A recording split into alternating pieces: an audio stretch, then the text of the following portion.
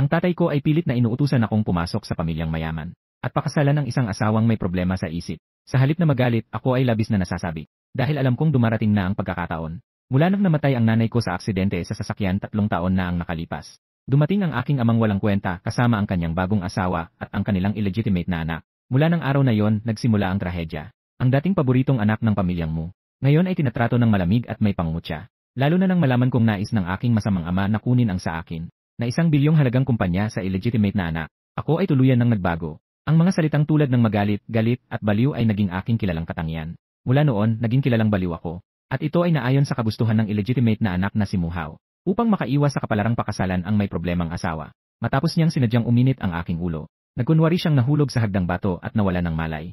Kaya't nagdulot ito na ako'y walang masabing depensa. Sa wakas, pinilit ako ng galit na tatay na makisama sa pamilya ng Su. Upang pakasalan ang prinsesa ng Su na naging isang plantita. Ngunit bilang isang taong pumasok sa kwento, alam ko na ang kwento sa mundong ito. Ang prinsesa ng Su ay kapatid ng pangunahing tauhan, at hindi nagtagal ay muling magigising ng maayos. Sa halip ang pamilyang Mu ay sisikat. Pagkatapos dumating ng pangunahing tauhan na si Suyang, agad silang nawasak.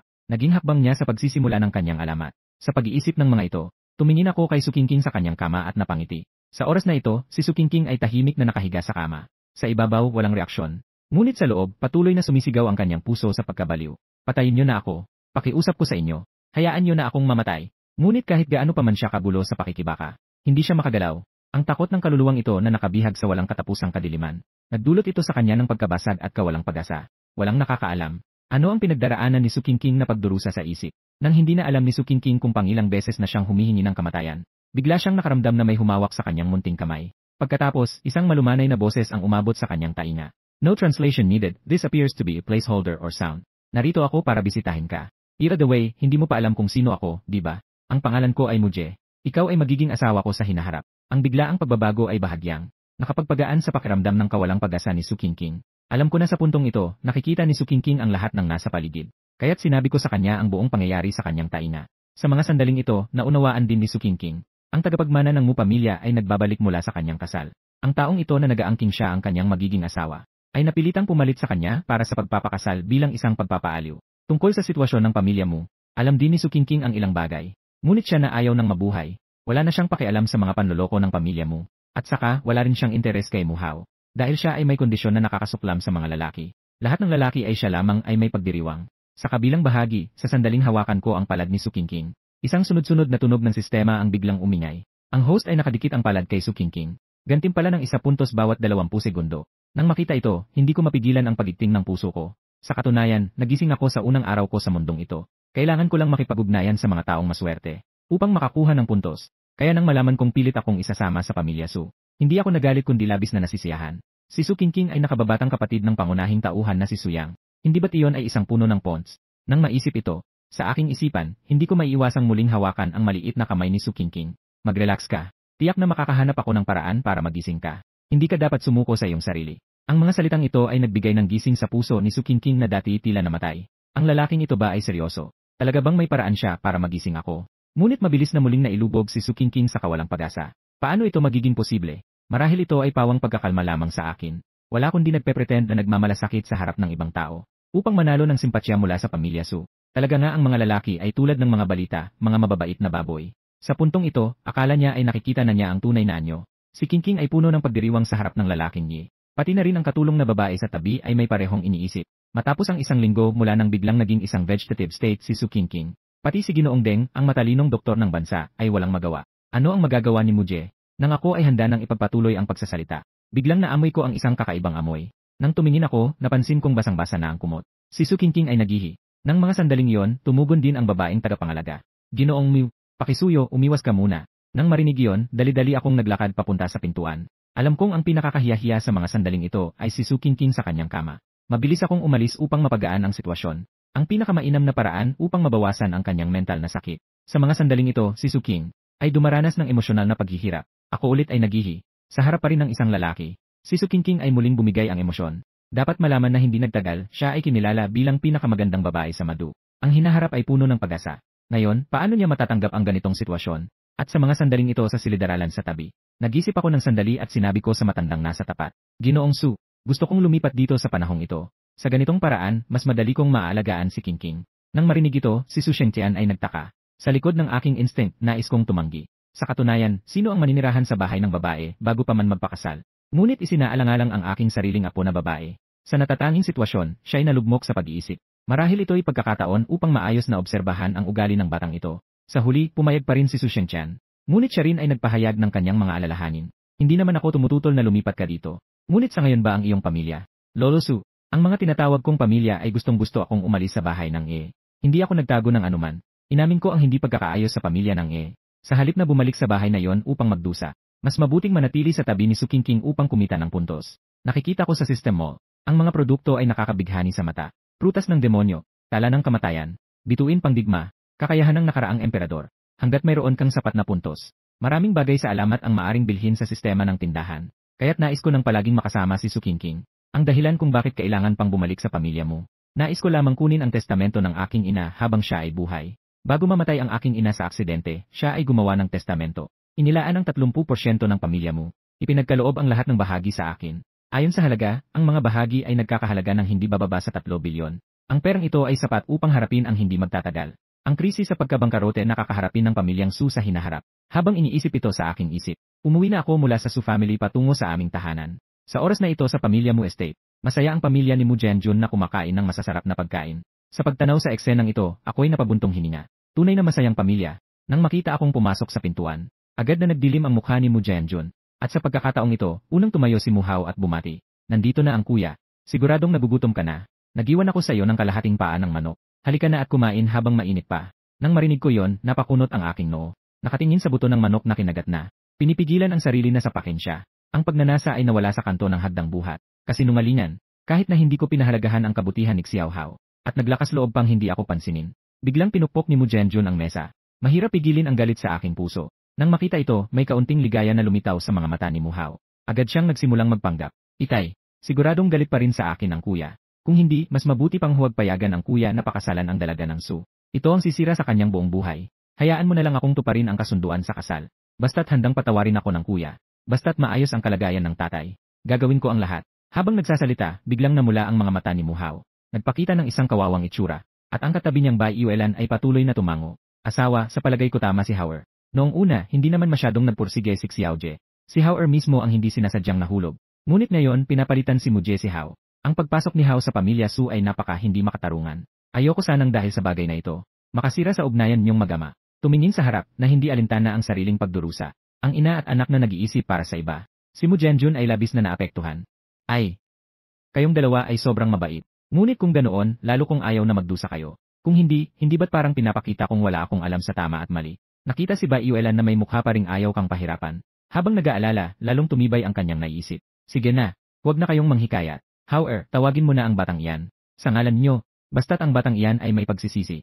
Maaari ko rin siyang bigyan ng pagkakataon na magbago. Nang marinig ito, napabuntong hininga si Mu Hao sa kawalan ng magagawa. Pinipilit na nag-aalala, naglakad siya pataas sa hagdang stairs. At sa oras na ito, nasa itaas. Nang makita ko ang kontrata ng testamento, hindi ko naiwasang ngumiti. Sa 30 bilyong ito, kailangan itong lutasin ang nalalapit na krisis ng pagbabangkarote ng angkan ng Su. Talagang napakadali. At ang aking mga hakbang upang iligtas ang angkan ng Su. At hindi ko na angkinin ang simpatsya ng mga kamag-anak ng pangunahing tauhan. Pagdating ng oras, kailangan ko lamang tamasahin ang mga benepisyong ibinibigay ng pangunahing tauhan. Ang malaking benepisyo na sa akin ay sapat na. Tungkol sa buhay at kamatayan ng pamilya ni Mu Jianjun, wala na akong magagawa kundi tumawa na lang. Sinilip ko ang silid na puno ng mga sapantaha. Isang kwarto na ang lugar ng pagtulog ay hindi hihigit sa 2 metro kwadrado. Hindi ko maiwasang makaramdam ng kalungkutan para sa sinapit ng aking naunang katauhan. Sa sandaling ito, si Mu Hao, na may maamong mukha, ay ngumiti habang nakadungaw sa may pinto. Kalansay, nag-aayos ka ba ng silid? Sabi ko kay tatay, bigyan kita ng silid para sa mga gamit. Tungkol sa lalaking ito na mahilig sa tsa, wala akong gana na makipag-usap. Nag-iisa akong naglalagay ng mga dokumento sa backpack ko. Pero sa isip ko, hindi ko maiiwasang maisip ang kwento sa orihinal na akda. Si Mu Hao ay namatay ng masakit sa kamay ng pangunahing tauhan na si Su Yang. Tungkol kay kuya, naghahanda si tatay na bilhan ako ng bagong Lamborghini. Napansin ko kuya, medyo luma na ang electric car mo. Sabi ko kay tatay, bigyan ka rin ng bagong electric car. Pero kahit ano pang gawin ni Mu Hao para magpalala, nanatili akong walang emosyon. Kumurap si Mu Hao. Anong nangyayari? Mukhang may kaunting pagbabago ang taong ito. Kung dati ang sobrang galit na Mu Jie, matagal na siyang umatake kung tinukso siya ng ganito. At siya ay nagbabalak na humiga sa sahig. Naghihintay na umakyat si Mu Jianjun para magpataw ng katarungan. Ang parehong paraan ay paulit-ulit na ginamit ni Mu Hao ng maraming beses. Bawat pagkakataon ay sobrang epektibo. Bakit sa pagkakataong ito ay biglang hindi ito gumana? Si Muhaw ay may bahagyang masamang pakiramdam sa kanyang loob. Sa panahong ito ay naayos ko na ang mga bagay at humarap upang umalis. Nang dumaan ako sa tabi ni Muhaw, hindi ko man lang siya tinignan. Sa wakas, wala namang katuturan ang makipagtalo sa isang patay. Ngunit sa susunod na segundo, si Muhaw, na hindi mapigilan, ay muling nagsalita at nanguyam. Ngayon, inilipat niya ang kanyang target kay Su Qingqing. Alam kong kinakainisan mo ako. Sa kabila ng aking disenyo, ikaw ay mapipilitang pakasalan ang plantang nag-aantay ng kamatayan. Nang kalahati na ng sinasabi, nagpalamig ang aking mga mata at itinaas ang aking kanang kamay para sa isang malaking slap. Ikaw, green tea na lalaki. Akala mo, binigyan kita ng mukha. Sinasabi mong wala akong pakialam. Ngunit naglakas loob kang pag-usapan ang aking asawa. Maniniwala ka ba na gagamitin ko ang slap na to para patayin ka? Sa mga sandaling iyon, sa aking isip, biglang may narinig na alerto ng sistema. Ang host ay nagkaroon ng slap. Gantimpala, 1 puntos. Pwede na rin to. Itinaas ko ang aking kanang kamay at tiningnan ang aking palma na puno ng hindi makapaniwalang ekspresyon. Gayon din, hindi ka panipaniwala ang nakatagpo ng suntok na si Muhaw sa kabila. Sa kabila ng nakaraang 2 taon at kalahati, hindi siya kailanman nalugi sa kamay ng kanyang nakatatandang kapatid. Sa bawat pagkakataon ng tinatawag na insidente ng suntok, ito ay kanyang sariling isinagawang palabas upang manipulahin si Mu Jianjun. Pero ngayon, talagang siya ay nakatanggap ng isang malaking suntok. Isang napakalaking kahihiyan. Ngunit sa isang pag-iisip, maaaring mas maging totoo ang kanyang pagganap. Kaya't upang hindi masayang ang kanyang suntok, si Muhaw ay maayos na nahiga sa lupa. Kasabay nito, siya ay may galit na titig sa akin. Talaga namang ikaw ay dead na sa pagkakataong ito. Kaagad na si Muhaw ay naghahanda upang sumigaw ng malakas. Upang makuha ang atensyon ni Mu Jianjun sa ibaba. Pero bago siya nakapagsalita, siya ay muling na-interrupt sa isang malaking suntok. Ibinawi ko ang aking kamay at maingat na nakikinig sa mga pahiwatig sa aking isipan. Ang host at si Muhaw ay nakakuha ng 2 puntos na gantimpala para sa mga sapantaha. Tumaas ang mga gantimpala na puntos. Hindi ba't mas matindi ang palo? Mas malakas ang sapantaha. Mas maraming puntos ang makukuha. Nahulaan ko ang susi sa problema. Itinaas ko ang aking 2 kamay at nag-swing. Sunod-sunod na ilang malalakas na sapantaha ang ibinigay ko. Kasabay ng walang katapusang tunog ng mga sapantaha. Ang tunog ng paalala sa isip ko ay patuloy na umuulit. Sa wakas, matapos ang higit sa 10 sapantaha, si Muhaw ay duguan na ang pisngi at nawawalan ng ulirat. Pagkatapos ay muli kong kinuha ang aking backpack at naglakad pababa. Nakarating na ako sa ibaba. Nang marinig ko ang sigaw ni Mu Jianjun, anak ng kapighasyan, bakit hindi ka pa agad nagyuyuko? Nang marinig ko ito, nagmukha akong kakaiba na parabang tinitingnan ang isang hangal na tao si Mu Jianjun. Nang makita akong walang reaksyon, si Mu Jianjun, tila ang otoridad ng ama ay tinukso. Walang inat na bagay. Anong klase ng mata ang mayroon ka? Pipi na ba ang tainga mo? Bakit hindi ka pa agad lumuhod? Wala ka na bang nakikita sa akin bilang iyong ama? Nang marinig iyon, itinaas ko ang kilay ko at sinabi ng may inis. Wala akong kinalaman dyan. Pero meron akong stepfather. Mula nung pumasok ang third party na yon, ang tunay kong ama ay naging stepfather na. Si Mu Jianjun ay labis na nagalit. Pero hindi pa siya nakakapagsalita ng malakas. Si Baiwelan sa tabi ay may lungkot na mukha at nagsabi, "CLJ, ako ang iyong ina. Paano mo ako nasabing ganyan?" Pagkatapos niyang sabihin yon, napatayo siya ng hindi matatag. Para bang nasaktan ang kanyang puso sa aking mga salita. Nang makita yon, halos mabaliw na si Mu Jianjun sa sakit. Agad siyang nagsalita upang magbigay ng aliw. Pagkatapos, muling napuno ang kanyang mga mata ng galit at pagkabigo. Isang hayop ka, wala ka bang konsensya? Tao ka pa ba? Alam mo ba na kanina, ang iyong ina ay naninindigan para sa'yo? Bakit hindi ka agad humingi ng tawad sa iyong ina sa pamamagitan ng pagluho? Sa harap ng mapanlait na tingin ni Mu Jianjun, hindi ko alam kung bakit may bigla ang panghihinayang sa aking puso. Ito ay isang sama ng loob na iniwan ng aking nakaraan. Dahil dito, hindi ko maiiwasang maging emosyonal. Bigla akong nagbukas ng aking damit. Ipinakita ko ang isang malaking pulang peklat sa aking dibdib mula sa pagkakasunog ng mainit na tubig. Ang pulang peklat ay nakalapat sa isang bahagi. Ito ay talagang kapansin-pansin laban sa malambot na puting balat sa paligid. Nakita mo ba ang peklat na ito? May mukha pa siyang hilingin sa akin na huwag magalit. At saka, sasabihin ko sa iyo na hindi ko talaga itinulak si Muhaw pababa. Siya mismo ang nagkunwaring nahulog sa hagdang bato. Kung hindi, paano siya magiging walang sugat? Gumamit ka nga ng isip, pwede ba? Si Mu Jianjun ay tumingin sa aking nakakatakot na peklat at tumalon ang kanyang puso ng 2 beses. Sa kanyang mga mata, may lumipas na kaunting kirot. Ngunit nang marinig ang akusasyon ko laban sa kanyang illegitimate na anak, siya ay walang isip na umiling. Agad siyang nagalit at tumutol. Ang ibig mong sabihin ay sinadya ni Hao na iligaw ka. Kasinungalingan. Si Xiao Hao ay napakasimpleng mabait. Napakamasayahin at inosenteng batang lalaki. Paano siya makakagawa ng ganitong kasuklam-suklam na bagay? Nakatingin kay Mu Jianjun na patuloy na nagmamatigas. Nakaramdam lang ako ng isang saksak sa puso. Sige na, pagod na ako. Ang Puck Renji ay sobrang sira na, dapat na itong sirain agad. Sa sandaling iyon, may narinig na iyak na parang multo mula sa hagdang bato. Itay, nanay, tignan nyo, ang mukha ko ay lubos na nasira. Sunod na makita si Muhaw na may namamagang pisngi na parang baboy. Nang makita ang malupit na anyo ng bunso, nagulat si Mu Jianjun. Agad siyang nagisip ng isang bagay at biglang itinaas ang kanyang ulo at nagalit. Ikaw, hayop ka, tanging pinahirapan ang sariling kapatid. Ngayong araw, hindi kita basta-basta patatawarin. Pagkatapos sabihin iyon ay hinugot ang sinturon at sinimulang paluin ako. Nang mga sandaling iyon, may luha sa kanyang mga mata. Biglang iniunat ni Baiulan ang kanyang mga kamay upang harapin siya. Asawa, huwag, please. Si Xiao Jie ay tiyak na nagpadalos-dalos lamang. Patawarin mo na siya. Ang anak ay hindi tinuruan. Nakapagpabaya ako. Bilang kanyang ina, ako ang may kasalanan na hindi ko siya naituro ng maayos. Kung gusto mong saktan, saktan mo na lang ako. Si Bai Welan ay umiiyak na may luha sa kanyang mukha at sobrang pagod na sa pag-iyak. Isang malaking imahe ng ina na handang mamatay para protektahan ng anak. Nang makita ito, si Mu Jianjun ay may komplikadong ekspresyon. Lubos na nabigla sa bigat ng pagmamahal ng ina na parang bundok. Sa oras na ito, si Mu Hao na may namamagang mukha ay umikot ang kanyang mata. Biglang hinawakan ang kamay ni Mu Jianjun at lumuhod na humihingi. Itay, huwag mong saktan si kuya. Ang sugat na ito ay hindi gawa ni kuya. Lahat ito ay kasalanan ko. Matapos sabihin yon ay lumingon siya at humiling sa akin. Kuya, Itay, may sakit ka. Huwag mo na siyang pasakitan muli. Pakiusap please. Nakita ang magina ni Mu Hao na umiiyak na parang mga bata. Si Mu Jianjun ay tila ang kanyang puso ay dumudugo sa sakit. Ang kanyang asawa at mga anak ay talagang napakamaunawain.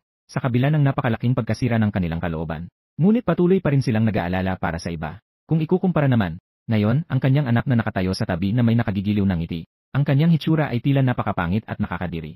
Si Mu Jianjun ay hindi na makapagpigil sa galit at sumigaw. Mu Jie, ikaw ba ay hayop o tao? Ang mabuting intensyon ng iyong ina at kapatid. Talaga bang wala kang naramdaman kahit kaunti? Ang iyong konsensya ba ay talagang kinain ng aso? Ang kasalukuyan mong pagkatao ay talagang nagpapadala sa akin ng pagkabigo. Sa huli, si Mu Jianjun ay umiyak na may luha at ang kanyang boses ay naguguluhan. Ang kanyang tingin sa kanyang panganay ay puno ng galit dahil sa kabiguan. Nararamdaman kong ang tingin ni Mu Jianjun na puno ng pagkadismaya ay talagang nakakatawa. Ang pamilya niyo talaga ay bagay na bagay. Kung ang galing na ito ay pumasok sa industriya ng pelikula, siguradong mapapahamak ang mga bagong artista. Lalo na ikaw, Mu Hao. Kapag sinabi mong lumuhod, agad siyang luluhod. Talagang inirekomenda kita na magarte. Ang talento mo bilang aktor ay talagang nakakabilib. Kahanga-hanga, kahanga-hanga. Ang aking walang pakialam na ugali. Ang saloobin na ito ay lubos na nagpasakit kay Mu Jianjun. Sa sandaling ito, nararamdaman ni Mu Jianjun ang labis na pagkawalang pag-asa. Sige na, nabili na. Sumuko na ako. Umasa ako na ibibigay ang kumpanya kay Xiao Hao. Bigyan kita ng pagkakataon na tulungan ang iyong kapatid. Pero talagang labis akong nabigo sa'yo. Mas mabuti pang ipagpatuloy mo na lang ang pagiging manugang. Ingatan mong mabuti ang batang babae ng pamilya na walang malay. Tungkol sa Mi Group, nagpa siya akong ipasa ito kay Xiao Hao. Nang marinig ito, napahinto ang paghinga ng ina at anak na si Mu Hao. Nagningning ng kasiyahan ang kanilang mga pupils. Ang daang bilyong yaman ng pamilya mo ay sa wakas magiging kanila. Ngunit ang ikinagulat nila ay, ako na nakarinig ng masamang balita ay hindi lamang walang bahid ng sama ng loob at puot. Sa halip nagbiro ako at sinabi, talagang ang mga ama sa likuran ay mga ama sa likuran. Ang malaking grupo ay ganap na naipasa sa illegitimate na anak para ipamana. Huwag kalimutan na ang grupo ay pinaghirapan ng aking ina. Pinaasa mo ang mga anak ng kabit na magmana. Hindi ba natatakot na ang aking ina ay magiging masamang espiritu at babalik para patayin ka? Nang marinig ito, biglang itinaas ni Mu Jianjun ang kanyang ulo. Ang kanyang mga pulang mata ay matinding nakatitig sa akin. Makinig ng mabuti. Ang kumpanya ay pinaghirapan ko. Kung kanino ko gustong ibigay, ibibigay ko. Ang kanyang mahina at magaspang na boses ay naglalaman ng walang katapusang lamig. Ang pinakaayaw ni Mu Jianjun ay may magsabi na ang kumpanya ay itinayo mula sa kanyang namatay na asawa. Kahit na ito ang katotohanan. Nang marinig ko siyang magsalita ng ganyan, ako'y nangasar. Rinig ko na, may kakayahan ka. Nang buhay pa ang nanay ko, ang pamilya mo ay nasa malapit na distansya sa mga unang klase ng mayayamang pamilya. Pero mula nang ikaw ang kumuha ng tungkulin, ngayon, pati ang posisyon sa pangalawang antas ng mga pamilya ay hindi mo na mapanatili. Nang marinig ang aking sinabi, si Mu Jianjun ay parang nagwala. Hindi niya pinapayagan ang kanyang sarili na mabuhay sa anino ng iba. Ang dragon ay may balahibo sa likod, kapag nahawakan ay tiyak na mamamatay. Direkta kong hindi pinansin ang mga mata ni Mu Jianjun na parang gustong pumatay. Sinabi ko ang aking tunay na layunin. Wala akong gana na makipagtalo sa iyo tungkol dito. Wala akong pakialam kung sino ang magmamana ng grupo. Pero nakalimutan mo ba? Ang kumpanya ay may 30% na bahagi na ipinasa sa akin ng nanay ko sa kanyang huling habilin. Nang banggitin ang testamento, ang tatlo kasama si Mu Jianjun ay nagulat. Palagi nilang itinuturing ang kumpanya na parang nasa kanilang bulsa na. Dagdag pa, sa nakaraang mga taon ay hindi ko na ito nabanggit. Kaya't sa kanilang pag-iisip, ito ay naiwasan nilang pansinin. Agad na humigop si Mu Jianjun ng malalim at bahagyang pumikit ang mga mata. Bakit mo biglang binanggit ito? Sobra ka pang bata. Hindi magandang bagay ang hawakan ang ganitong karaming bahagi. Ganito na lang, sakto namang napag-usapan ito. Kaya't ilipat mo na lang ang 30% na bahagi sa pangalan ko. Kasunod nito, si Baiyulan sa tabi. Hindi rin nakapagpigil ang magina na makialam. Nga, anak, sobra ka pang bata. Makinig ka sa mommy mo. Hayaan mo na si Enlu ang humawak ng bahagi mo. Napatawa ako sa biglang naging mabait na ugali ng tatlo. Gaano ba talaga kabuduhin ito? Upang makapagsalita ng ganitong walang pakialam na mga salita. Bago pa man sila makapagpatuloy sa pagsasalita, hindi ko maiwasang mapangiti ng malamig. Wala akong interes sa kumpanya. Kaya't ang paglilipat ng bahagi sa pangalan mo ay hindi masama. Ganito na lang, hindi kita sasaluhin. Bigyan kita ng 1 linggo para makalikom ng pondo. Bilhin ang bahagi ayon sa market value. 3 bilyon ay sapat na. Ang aking mga salitang tila hindi gaanong mahalaga ay parang isang kulog. Umuusbong sa isip ng tatlong tao sa ilalim ni Mu Jianjun. Huwag mong sabihin 30 bilyon na ali 300 at 1. Hindi pa marami. Kailangan itong ubusin ang lahat ng yaman ng pamilya mo sa harap. Sa susunod na segundo, si Mu Jianjun ay galit na galit. Walang hiya. Alam mo ba kung anong sinasabi mo? Kailangan mong ibenta sa akin ang mga bahagi. Ako ang iyong ama. Huwag sabihin ang 3 bilyon ali 301 at isa di. Kahit na 30 yuan, huwag mong isipin na maaari mong dalhin. Kung maglakas loob kang magbigay ng ganitong hindi tamang kahilingan. Maniwala ka man o hindi, itataboy kita sa pamilya mo. Sa harap ng banta ni Mu Jianjun, ako'y ngumiti ng may pagwalang bahala. Sa anumang kaso, sapat na ang pagkakaroon mo ng anak na labas. Nasa ganitong antas na ang usapan. Kaya simula ngayon, wala nang ugnayan sa pagitan ko at ng pamilya mo. Wala nang koneksyon. Pagkatapos sabihin yon, direkta akong lumabas ng pinto. Ang susunod na layunin ko ay upang bantayan si Su Qingqing at mangolekta ng mga puntos. At bago makabalik si Su Yang sa Magic City, hayaan ang lahat ng miyembro ng pamilya Su na maramdaman ang aking pagmamahal kay Su Qingqing. Ang silid na inihanda ng pamilya Su para sa akin ay katabi ng kay Su Qingqing. Binuksan ang pintuan ni Su Qingqing. Ang tanawin sa aking harapan ay agad akong nagpahinto. Nakita kong may ilang tao sa loob ng bahay. Ang doktor ay tumutulong kay Su Qingqing na kumain. Dahil ang may sakit ay hindi makakagat o makalunok ng pagkain. Pinili ng mga doktor na gumamit ng pangmatagalang gastric tube para sa nasogastric feeding. Isang mahabang transparent na maliit na tubo ang ipinasok sa ilong ng dalaga. Ang gastric tube ay dumaan sa ilong at sa huli ay ipinasok sa esophagus. Si Su Qingqing ay tila isang natutulog na prinsesa na tahimik na natutulog. Ngunit sa madilim na pagkakaalam niya, siya ay labis na nagdurusa. Napakabigat ng pakiramdam. Sobrang sakit ng lalamunan ko Ayaw kong ipasok ang gastric tube. Pakiusap, gusto kong mamatay. Tahimik kong pinanood ang lahat ng ito at hindi nakaiwas sa paghikbi. Siguradong nahihirapan si Su Qingqing ngayon. At sa ganitong pagkakataon, ako na ang dapat umaksyon. Habang si Su Qingqing ay labis na nagdurusa sa kanyang isip. Sa bingit ng pagkabasag, nararamdaman niyang may humahatak sa kanyang kamay. Kasabay nito ang malalim na boses ng lalaki. Nanggagalaiti. Mahirap, di ba? Maghintay ka lang, magiging maayos din ito. Hayaan mong ikwento ko ang tungkol sa akin. Ikwento ko ang aking buhay ng dahan-dahan at detalyado. Si Su Qingqing ay hindi namamalayan na siya rin ay nadadawit dito. Ang taong ito, noong bata siya, nagsuot siya ng damit pambabae. Isinalarawan ang kanyang kamay sa butil ng bigas at sumisigaw ng bakal na kamay. Lahat ng mga lalaki ay ganyan kay mature. Isulat ang ako si malaking tangan. At idikit ito sa likod ng kaklase. Tiyak na hindi ito tungkol sa akin, di ba? Si Su Qingqing ay bumalik ang kanyang isip sa masayang mga alaala ng pagkabata. Hindi man niya namamalayan na natapos na ang kanyang pag-feed sa ilong. Hanggang sa umalis ang mga doktor sa kwarto. Si Su Qingqing ay nagising sa tunog ng pagsasara ng pintuan. Sa puntong ito, naikwento ko na. Ang mga pangyayari matapos mamatay ang aking ina sa aksidente 3 taon na ang nakalipas. At ang dating mainit at masayang kalakaran ay nagsimula ng magbago. Ang sakit matapos ang pagpanaw ng ina. Ang pagkakagusto ni Mu Jianshun sa kanyang pananampalataya. Ang pagpapanggap na mahina ng stepmother na si Bai Yuelan. Ang mga kasinungalingan ng kapatid na si Mu Hao. Ang pinagmulan ng pagiging madaling magalit. At ang bagay na hindi nagtagal mula sa pagputol ng ugnayan sa Mu pamilya. Madali lang ang sinasabi ko. Pero si Su Qingqing ay labis na nababahala sa narinig. At ang aking karanasan ng pagkawala ng ina ay nagbigay diin kay Su Qingqing sa pag-alala sa kanyang pamilya. Ang kanyang mga magulang at kapatid na lalaki ay palaging pinalaki siyang parang prinsesa. Sayang at umalis sila sa bansa 5 taon na ang nakalipas. At sa panahong iyon, sila ay pinatay ng hindi kilalang puwersa. Mula noon, si Su Qingqing ay nakasama ang kanyang lolo. Pinilit niyang pag-aralan ang pamamahala ng kumpanya. Pumunta at alamin ang tungkol sa mga relasyon ng tao at mga kaugalian sa lipunan. Ito ay upang balang araw magkaroon ng kakayahang makaganti sa kanyang pamilya. Pero ang kanyang sarili ngayon ay naging ganito. Nang sa wakas ay puno ng kawalang pag-asa si Su Qingqing. Muli akong nagmaneho pabalik ng may tiwala. Huwag kang magalala. This does not have a direct translation. It may refer to a sound or pause. Hindi lalagpas ng isang buwan, tiyak na magigising ka. Tungkol sa sinabing ito, sa kaibuturan ng puso ni Su Qingqing, hindi siya naniniwala. Itinuring lamang niya itong magandang kasinungalingan. Gayunpaman, sa kanyang puso, ang lalaki ay hindi na katulad ng dati na umiiwas. Sa halip, siya ay talagang nasisiyahan sa pakiramdam ng pakikinig. Kaya lumipas ang isang hapon. Dumating na ang gabi, nakikita kong masigasig pa akong humahawak ng kamay ni Su Qingqing at patuloy na nagsasalita. Si Ginoong Liu ay umubo ng kaunti. Ginoong Mu, hindi na maaga. Mas mabuting umuwi ka na at magpahinga. Maaari kang bumalik bukas upang makipag-chat sa dalaga. Dito ko lang napansin na 10 oras na. Bakit ang bilis? Wala pa akong sapat na pagkakahawak. Pagkatapos, dahan-dahan kong binitiwan ang kamay ni Su Qingqing. Matapos kong batiin si Su Qingqing ng good night. Dito ko lang talagang umiwas na hindi ko gusto ang umalis sa silid. Pagbalik ko sa kwarto, puno ako ng saya habang pinag-iisipan ang mga nakuha ko ngayon. Sa panel ng puntos, malinaw na nakalagay ang 920. Isang hapon lang. Ang puntos ay biglang umakyat mula sa ilang dosena hanggang halos 1,000. Agad kong binuksan ang system panel upang makahanap ng mga magagandang bagay. Pero sa susunod na sandali, bigla akong lumabas mula sa system mall. Ang negosyanteng ito, kahit anong produkto ay madalas na nagkakahalaga ng libu-libong peso. Pero sa pagkakataong ito, nakakita pa rin ako ng isang set ng Vai method. Ito ay sinasabing espesyal na para sa mga taong nasa koma. Pero may isang disbentaha, kailangan itong gawin araw-araw. Yan ba ang disbentaha? Para sa akin, ito ay talagang isang perpektong kasanayan na nilikha para sa akin. Hindi pagpalit sa kasanayang ito ay tila labag sa likas na batas. Mabilis kong naalala. Maraming kaalaman tungkol sa J na masahe. Susunod ay ang mag-isip ng paraan para makahanap ng pagkakataon upang mamasahe si Su Qingqing gamit ang ye. Sa isang kisap mata, dumating na ang ikalawang araw. Ang dating tahimik na kwarto ay biglang binuksan ng isang tao. May isang babae na pumasok at nagulat kay Liu Juan. Si Gino Liu. Dumating si Ginoong Chen kasama si Ginoong Deng. Sinabi rin niyang nakahanap siya ng paraan para gisingin ang dalaga. Nang marinig iyon, lumiwanag ang mukha ni Liu Juan. Nakahanap ng paraan. Sige, ipasok mo na sila. Nang makaalis ang katulong, humarap si Ginoo Liu sa akin at nagpakilala.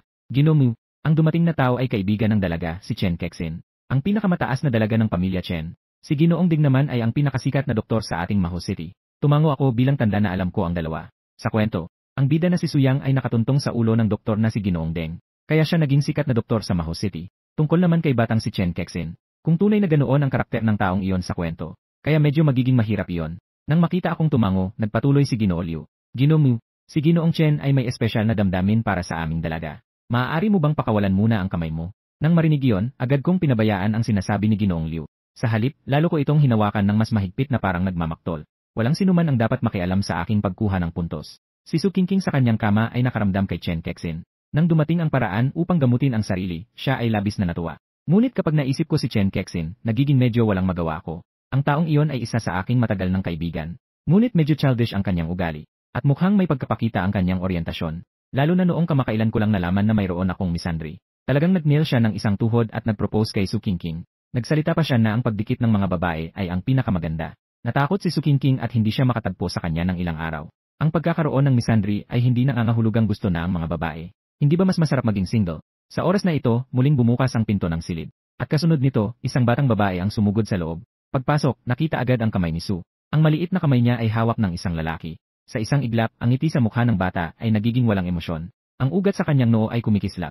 Sa impyerno, ang perverted na tao. Huwag mong lagyan ng dumi ang aking asawang kapatid na babae gamit ang iyong mga pangil. Pakibitiwan mo ako. Pagkatapos sabihin iyon, tumakbo ang bata patungo sa akin. Ngunit bigla siyang nadulas at napaluhod. Tumingin ako sa batang babae na nakaluhod sa aking mga paa. Parang ang aking ulo ay humihirap. May kutob ako tungkol sa mga guhit. Yuri, siya ang magiging pinakamalaking hadlang sa akin para makakuha ng puntos. Kaibigan, unang pagkikita. Bakit mo kailangang gumawa ng ganitong malaking galang? Ako ang magiging asawa ni Qingqing.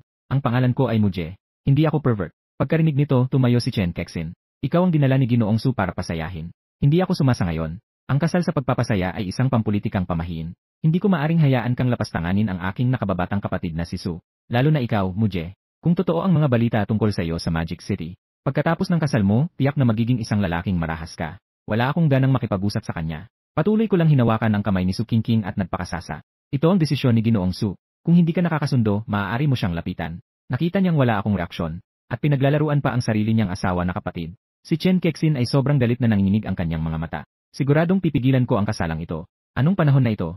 Nangangalaga pa ng anong kasal? Ganon din ang pamilya ko. Hindi ko alam kung saan siya nakuha. Isang nagngangalang Sufan na kasintahan. Pagkatapos ng ilang panahon, hihilingin pa niya na makita ko siya at magpakasal. Lene, huwag kang mangarap. Interesado lang ako sa mga dalawang dimensyon at sa aking asawa na kapatid. Sa oras na yon, tingnan mo kung paano ko ayusin si Sufan. Sufan, nang marinig ko ang pangalang ito, napangiti ako. Tumingin ako kay Chen Kexin na may ngiti na tila hindi ngiti. Sa simula ng nobela, ang pangunahing tauhan na si Suyang ay maraming kaaway. Sa simula, gumamit siya ng pangalang si Sufan. At first, si Chen Kexin ay tumanggi ng husto kay Sufan. Sa paglaon, unti-unti siyang nahikayat. At sa huli, siya ay naging matalik na kaibigan ng isa't isa. Napansin niyang nakatingin ako sa kanya nang may kakaibang tingin. Si Chen Kexin ay nakaramdam ng shivers sa kanyang buong katawan. Anong klaseng tingin yan? Sabihin ko sa'yo, nahanap ko na ang paraan para gamutin si Sujay. Kapag nagising na siya, huwag ka nang umasa na magkakaroon ka pa ng koneksyon sa kanya. Pagkatapos sabihin yon, tumingin siya sa matanda sa tabi. Gino Lanie, agad mo akong turuan ng iyong ilays na pamamaraan. Kailangan kong iligtas si Sujay agad. Ang matandang lalaki na humihinal ay may mga linya sa kanyang noo. Talaga namang walang magawa sa makulit na apo ng lumang kaibigan na ito. Nasabi ko na, ang paraang ito ay nakita ko sa mga sinaunang aklat. At ang mga sinaunang aklat ay sira na. Hindi kumpleto ang ilays na pamamaraan na ito. At hindi ako sigurado kung epektibo ito. Pero sa huli, hindi pa rin nakayanan ang pagtitiyaga ni Chen Kexin. Ilang minuto pagkatapos, habang nakatuon ang lahat, ako naman ay may kakaibang ekspresyon. Bakit ang teknik na ito ay kapareho ng sa akin? Ang teknik ng Danking na mahusay na gie ay halos pareho. O masasabi na ito ay isang simpleng bersyon ng Danking na mahusay na gie. At ito pa ay isang hindi kumpletong bersyon. Marahil dahil sa kakulangan ng mga lumang aklat. Maraming pagkukulang ang lumitaw sa teknik ni Chen Kexin yan. Nakita ko ito, agad akong nagbigay ng babala. Mali ang pagpresyo mo sa paraang ito. Mali rin ang pagpresyo sa daan na bahagi. Nang marinig ito, bigla namang tumigil si Chen Kexin. Nang makabawi, nagalit siyang tumingin at nagsalita. Kung hindi mo alam, huwag kang basta magsalita, okay? O alam mo bang magmasahe ng yes? Hindi nga huminto si Ginoong Deng. Hindi naman siguro mas alam mo pa ang medisina kaysa sa kanya. Pagkatapos na masabi ito ni Chen Kexin, nakita niya si Ginoong Deng na nakakunot ang noo. Tama ang sinabi ng batang ito. May problema nga ang paraang ito. Sa totoo lang, may kutob na ako mula kanina. Pero gusto ko pang subukan ito. Kung hindi ka naniniwala, maaari mong tingnan ang mukha ng batang babae ng pamilyang Su. Kung magpapatuloy ito, maaaring nasa panganib siya sa buhay. Agad na tumingin si Chen Kexin kay King matapos marinig ito. Bigla siyang naguluhan. Makikita ang mukha ni Su King na napakaputla. Walang anumang kulay ng dugo. Ang kanyang noo ay puno ng malamig na pawis.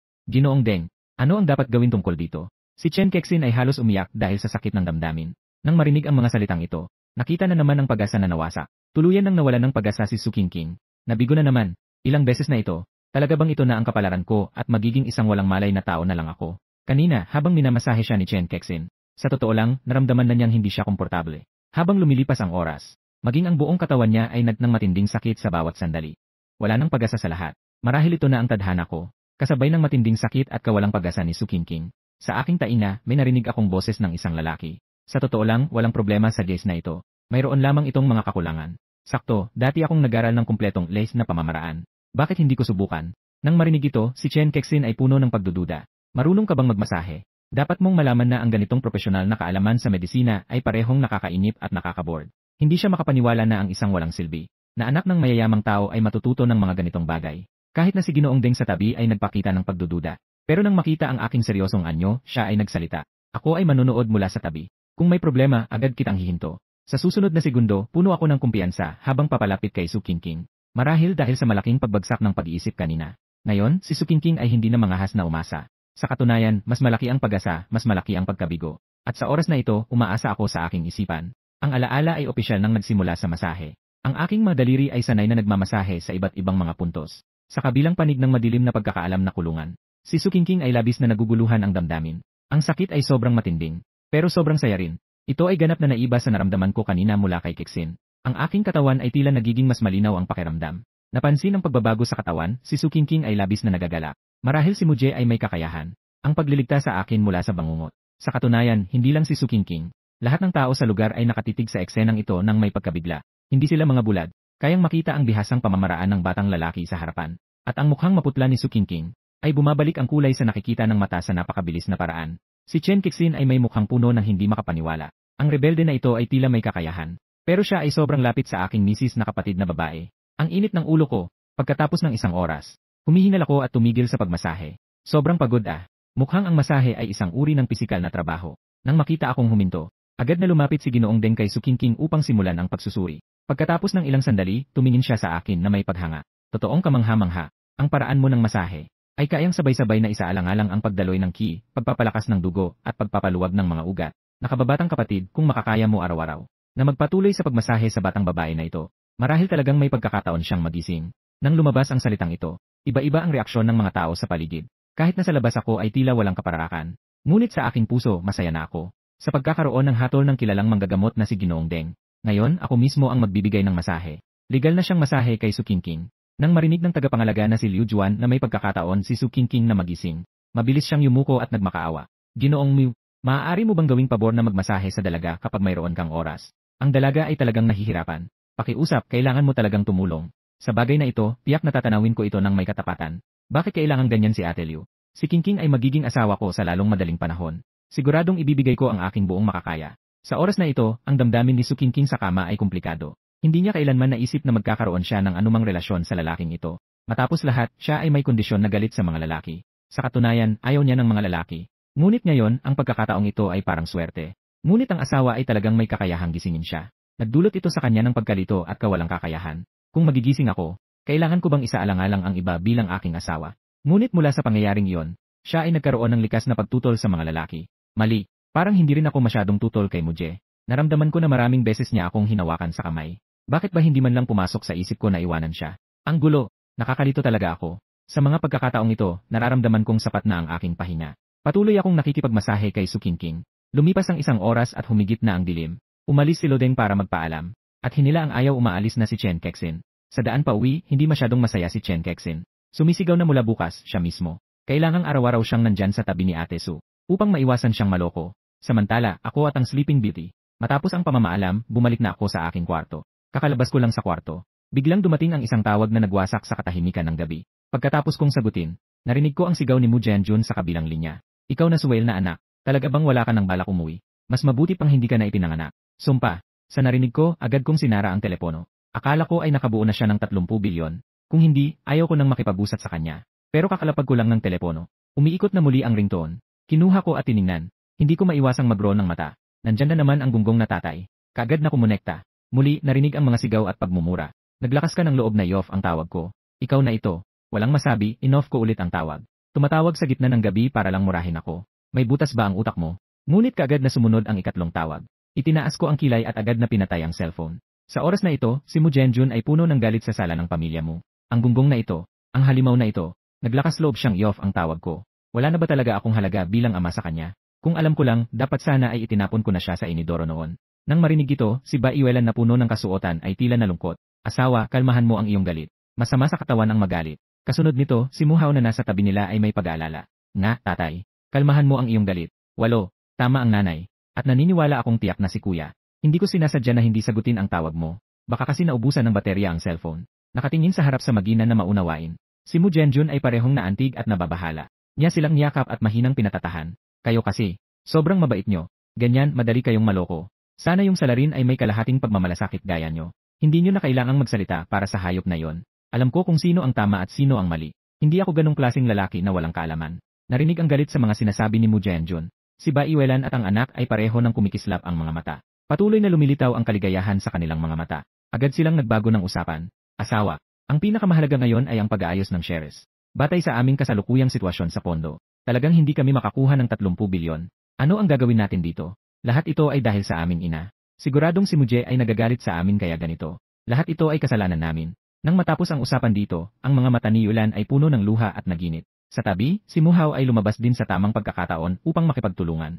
Itay, kung hindi, aalis na lang kami ng mommy. Basta't umalis kami sa bahay na ito. Siguradong babalik si kuya. Pagkarinig sa mga salitang ito, namula ang mga mata ni Mu Jianjun. Si Xiao Hao, anong sinasabi mo? Hindi ba't nagkasundo tayong tatlong pamilya na laging magkakasama? Si Mu Hao ay ginaya ang galaw ng kanyang ina at tumakbo. Pumasok siya sa yakap ni Mu Jianjun at umiyak ng malakas. Itay, sa totoo lang, ayaw ko ring mawala ka. Talagang ayaw kitang iwanan. Pero ayaw kong makaapekto sa relasyon niyo ni kuya. Ayaw ko. Pagkatapos, ang tatlong tao ay nagyakapan at hindi mapigilan ang pag-iyak. Huwag kang mag-alala.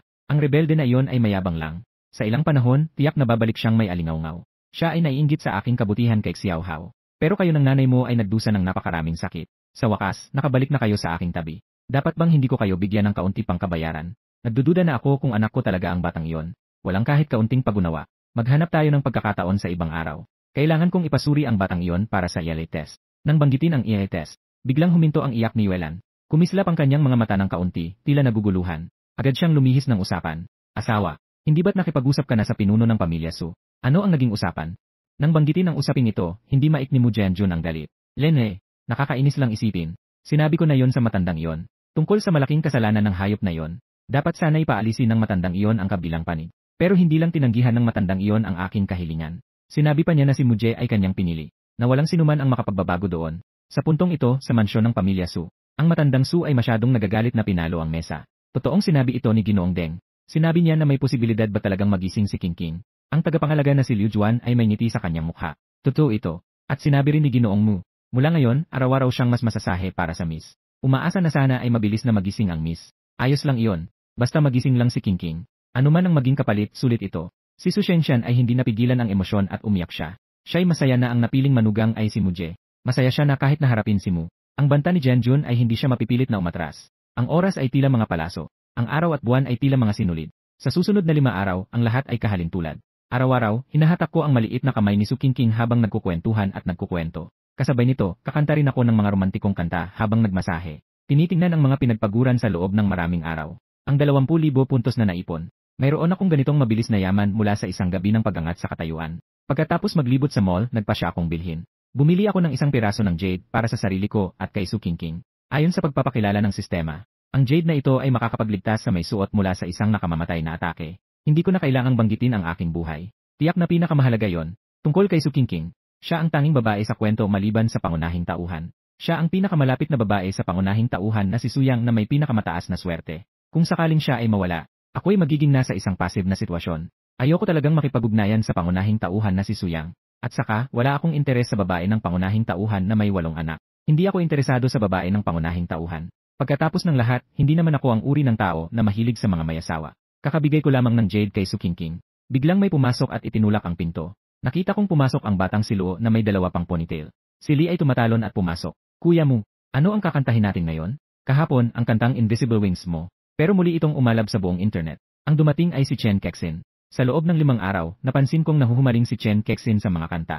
Sa mga nakaraang araw, sumabog ang aking talento. Ang kanyang galit sa akin ay unti-unting naging paghanga. Pumili ako ng isang random na kanta mula sa nakaraang buhay. Matapos ang sikat na kanta, pinaalis ko siya. At naghanda na akong simulan ang masahe sa araw na ito. Bigla na lang narinig ko muli ang boses ni Chen Kexin. Kuya Mu, may isang bagay akong nakalimutang sabihin. Tungkol ito sa iyong ama.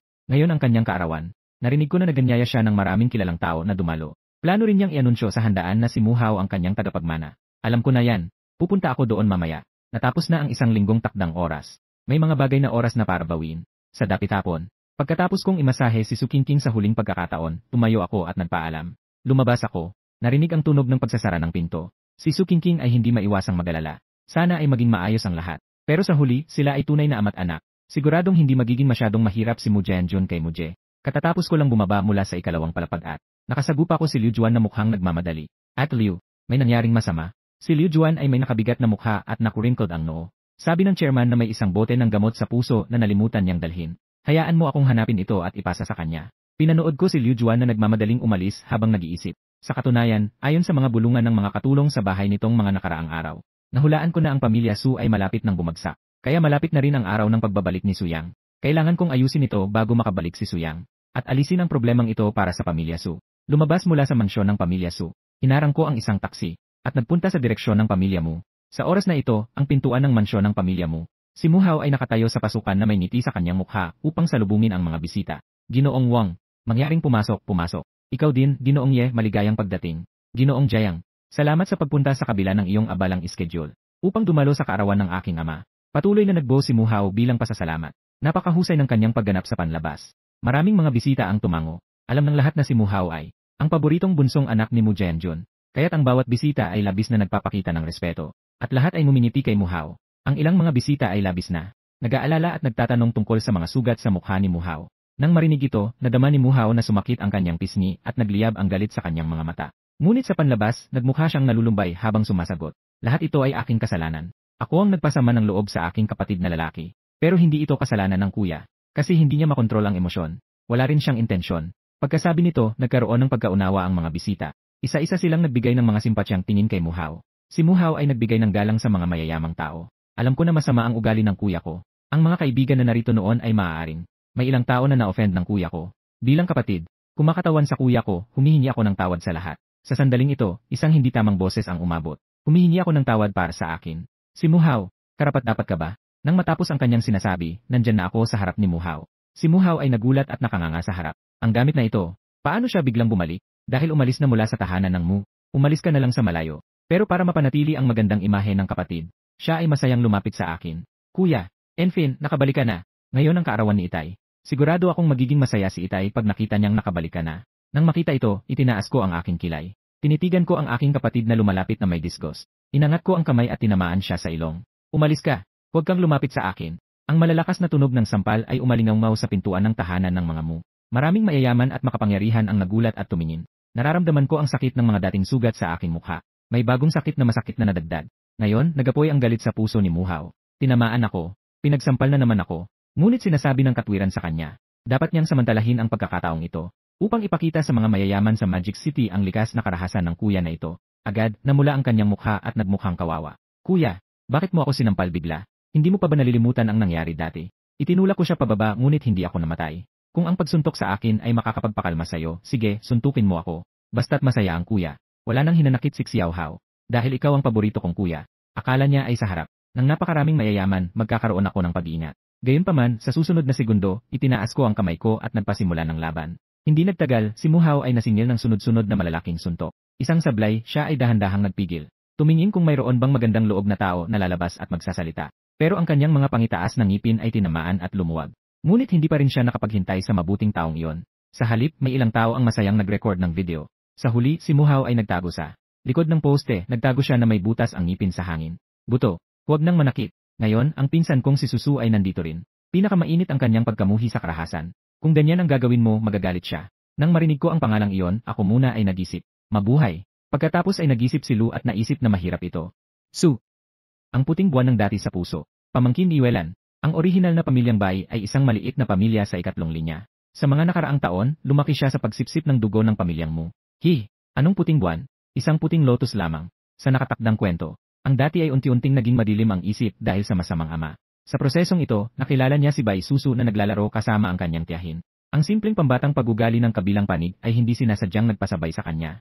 Matagal ng panahon, tinuring ng dati si Bai na si Susu bilang isang uri ng emosyonal na pagkakapit. Sa harap ng iba, ang dati ay parang pulbura na madaling sumabog. Ngunit sa harap ni Bai Susu, siya ay naging masunurin at nahihiyang munting tupa. Sa kwento, sa huli, walang kondisyon na inilipat ng dati ang 30.